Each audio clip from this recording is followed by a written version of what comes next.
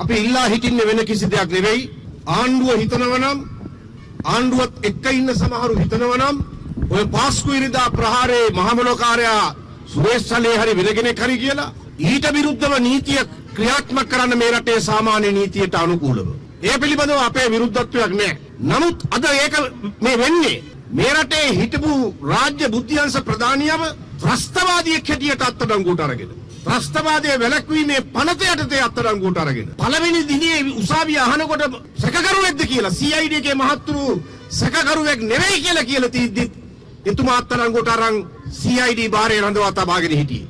පස්සේ තමයි කිව්වේ උසාවියට සැකකරුවෙක් කියලා. අනිත් අතට රාජ් පොලිසියට මේ විදිහේ සැකකටයුතු තොරතුරක් තිබුණා නම් මාස 3ක් ඇති ඕනෑවටත් වඩා හොඳින් මේ සියලු කරුණු අනාවරණය කරන්න අධිකරණය හමුවේ. සුරේෂ් සරේ අත්අඩංගුවට අරගෙන ඊට වඩා වැඩි මාස ගණනාවක් ගෙවිලා. නිශ්චිත පිළිගත හැකි කිසිම සාක්ෂියක් ඉදිරිපත් කරලා නැහැ.